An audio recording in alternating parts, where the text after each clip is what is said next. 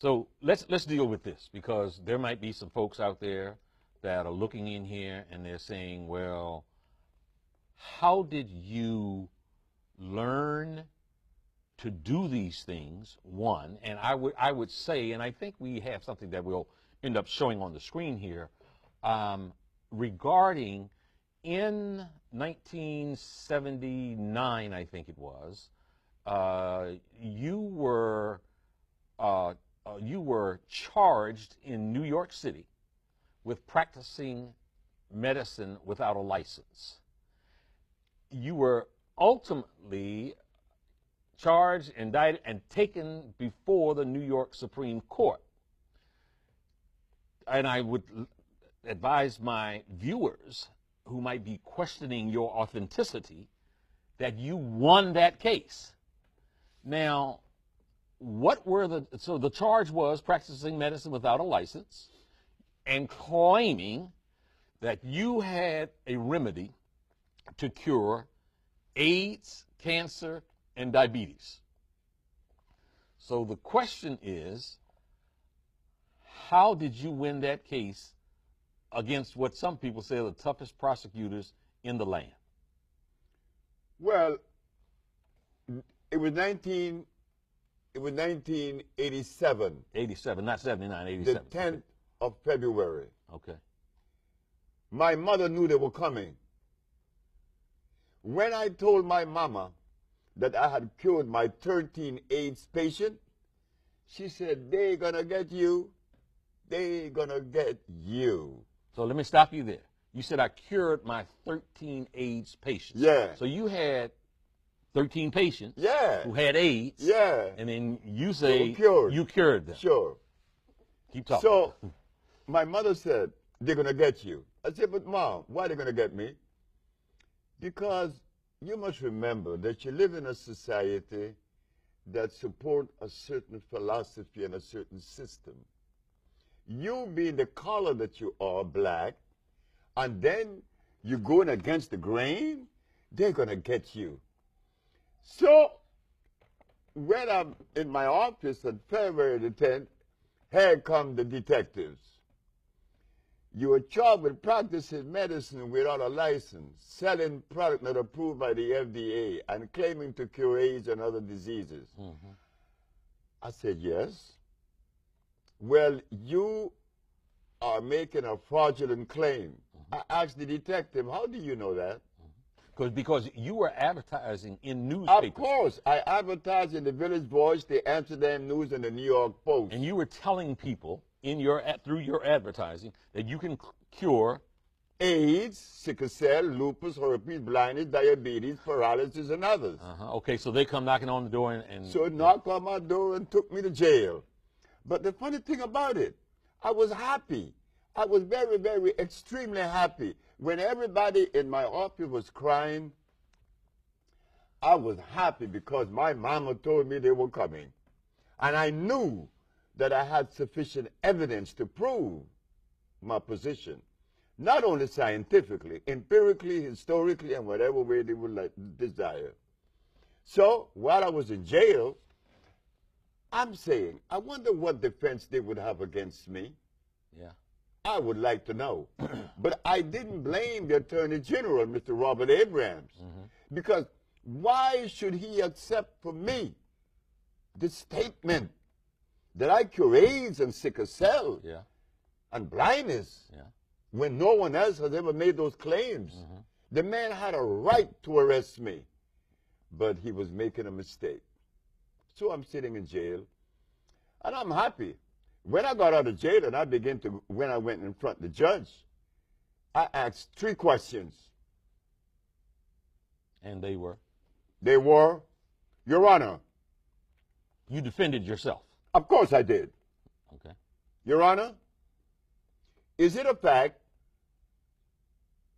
that the Holy Bible teaches that the herbs are for the healing of the nations? She said, yes. Is it a fact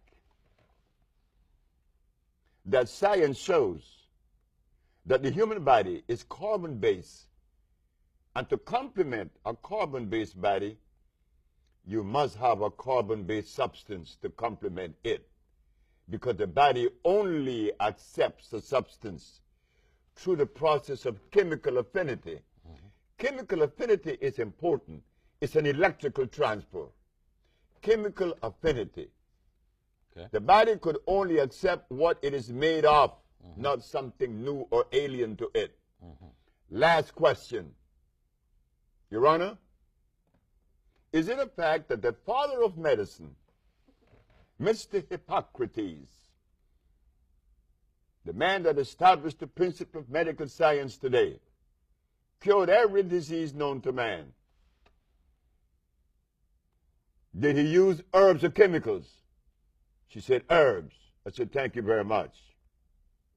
I rest my case. Okay. Go ahead. So I understood that the state were unprepared to defend itself. They were unprepared because in the past there was 2,781 cases that came before the Supreme Court and lost. Yeah. I won. Yeah. Not only did I prove scientifically, but I had the diagnostic sheets, and I do have them today. And those diagnostic sheets didn't come from me. They came from their school, their American accredited, medical accredited school.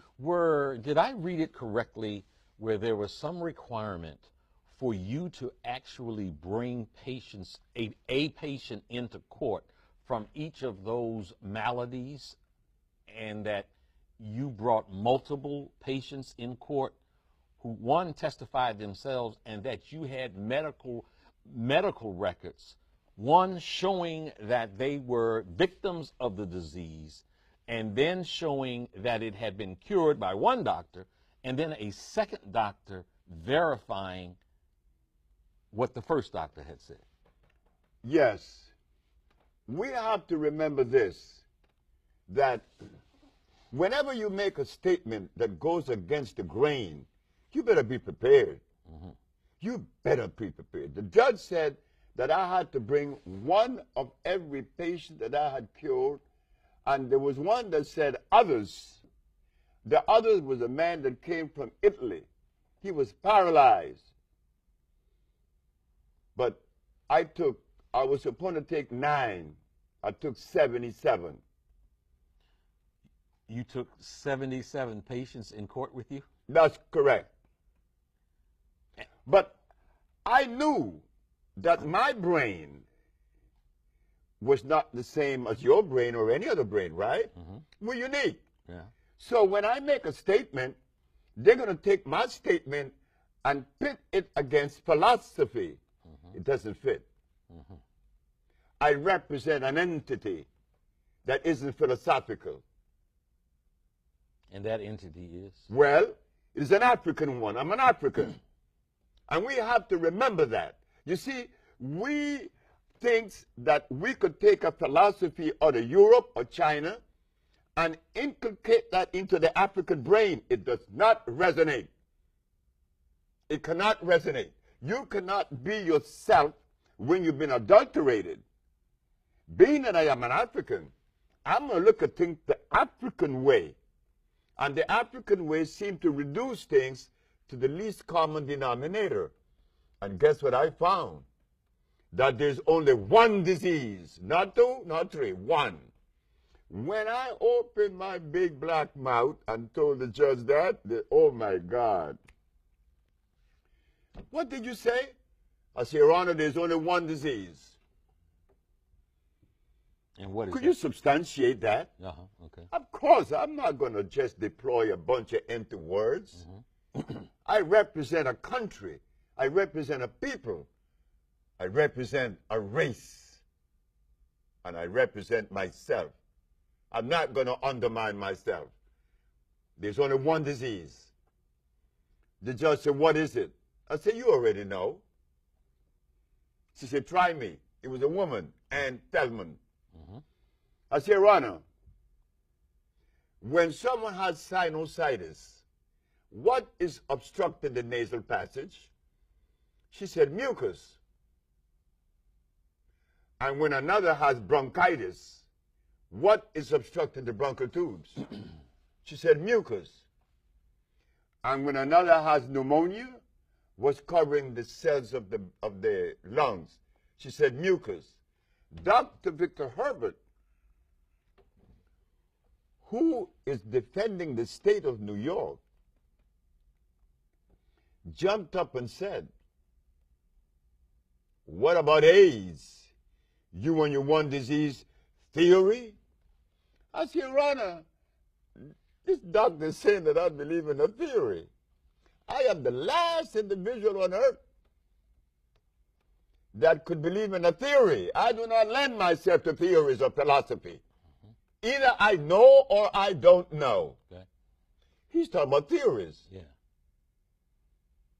You talking about the real deal. I'm talking about reality, not theories, not philosophy. So please share with this. So she said, and what about AIDS? Yeah. I said, well, he asked about what about AIDS? He want to know where the mucus. I said, Your Honor, have you been to an AIDS ward? She said, yes. I said, what is it that the AIDS spits up every 5 minutes? She said, mucus. Where is the mucus? It's in the skin, it's in the blood, and the lymphatic system that makes up the immunological system. That is where you find the mucus, Mr. Victor Herbert. How can you agree with, how can you disagree with truth? You see, what happened, I didn't go to school. I have never been to school.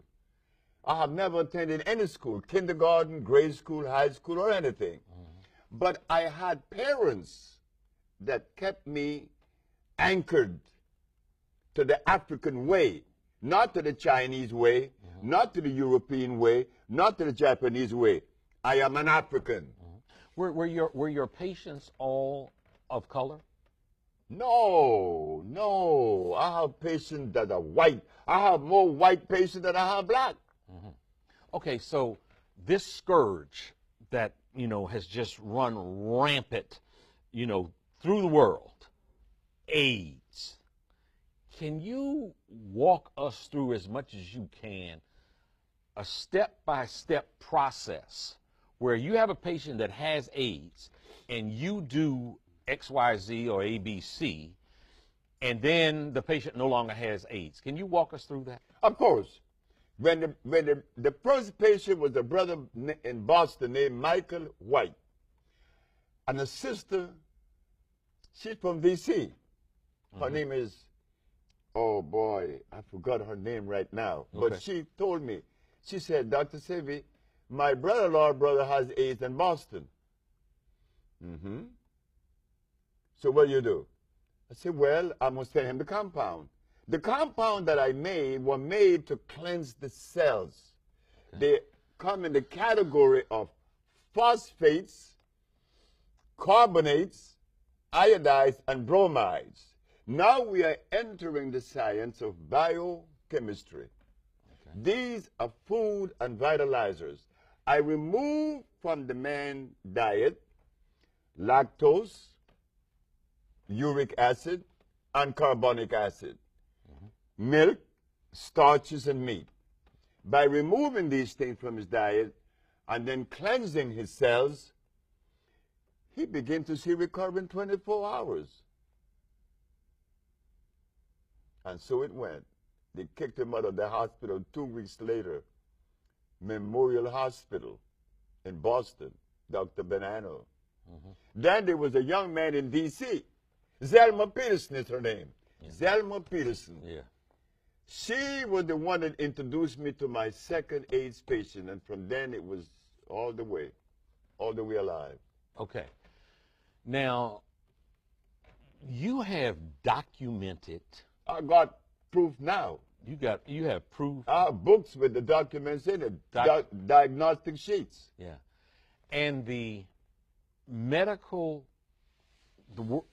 world still puts out that you are a quack, you're a crazy man, you're not credentialed, and that you run scams on people.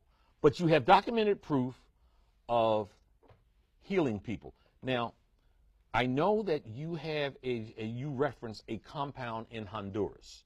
You also operate out of you operate out of Los Angeles. Los Angeles also. So when you get a patient now, do you, if you have a DC patient, does that DC patient need to go to LA or Honduras? Or? No, we treat them. In fact, we send 1,000 packages a day throughout the world right now. Israel, Hong Kong, China, Russia. We have people in the village now from Russia. We have people from all over the world. We send packages all over the world. You don't have to even be in Honduras. But it is good to go to Honduras because the thermal waters are there. Yeah. And they accelerate the process of healing once you immerse your body in it and you drink it. You speak of Honduras. Now, about the medical science saying that I'm a quack, yeah. I do not blame medical science for making that statement because my race has never done anything on that level of endeavor to express itself able to cure diseases on that level, in other words. So, sure, I'm a quack, but I don't care what they say. Yeah. What I was concerned with, not medical science, because I know that they're the one that is violating. I am not the violator. Hippocrates did not establish the school of medicine by using chemicals, because the chemicals cannot assimilate. A chemical cannot assimilate with the human body. An herb can because they are electrical. Okay. Herbs are electrical, and we have yet to understand that. I was concerned with the black leadership of America, not medical science. When I had cured these people of sickle cell and lupus and herpes and blindness, I was happy. I said, now I could go to all the leaders. I could go to Minister Farrakhan. I could go to Jesse Jackson. I could go to Al Sharpton. I could go to Oprah Winfrey. But what I found out, I was mistaken. I was wrong. They are not interested in the healing of any black people. That's an explosive claim. That is not an explosive statement. That is a reality.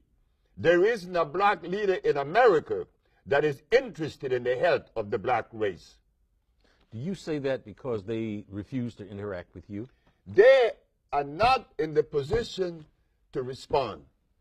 If they were, my first case of AIDS was cured in 1984. Yeah.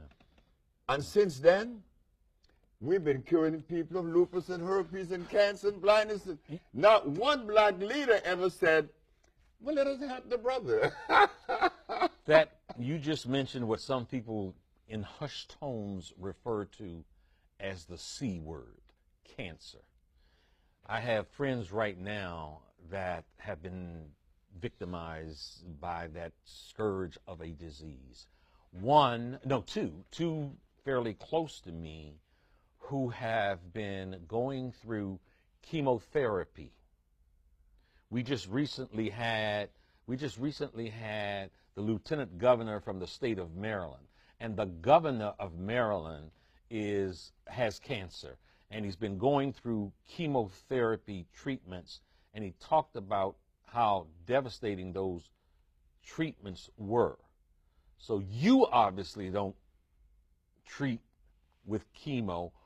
Why is it wrong for a cancer patient to be treated with chemotherapy? Chemotherapy is an approach that destroys cells. Chemotherapy doesn't distinguish between good cells and bad cells. It destroys cells. It's an acid approach. What kind of approach? Acid. Oh, acid approach, okay. My approach is an intracellular cleansing. What causes disease in the first place? An acid condition. Well, let us sweep it out. Let us find the plants that are consistent with cleansing. You see, we just begin to wake up. We just begin to realize that we are way in a deep deficit. What do you mean by that? Well, I mean that we have never spent time in analyzing or even trying to understand the difference in our genetical predisposition. We have never understood the science of biochemistry. All of the folks that have came to us, they came to us with history, bunch of history, a lot of religion, a lot of philosophy, but none of them came with a food that would help me to live as healthy as I possibly can. Look carefully. We're not going to make excuses no more. Mm-hmm. Because if we continue to make excuses, we're going to go deeper into the deficit. Mm-hmm. Just recently, a report came out that the Christian diet need to be examined, re-examined.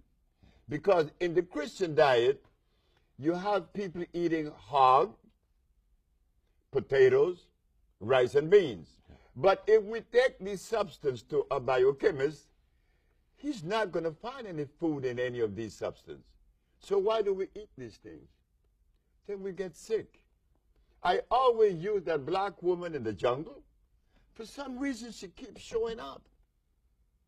This black woman in the jungle keeps showing up as setting the standards and raising the bar. Why? Tell me what you refer to when you say this black woman in the jungle. Oh, I mean, this woman was the woman that set the standards. This woman didn't die because of disease. She didn't have any hospitals in the jungle. She didn't have any doctors. She didn't have any medicine. That's why Hippocrates said that your medicine should be your food, or your food should be your medicine. Mm-hmm. Because the African people didn't have a doctor. They didn't need him. Because they didn't have any of the substance that would violate the biology of the individual. So how long did they live? Do you and I know how long those Africans lived in the forests of Africa before the chemical people came?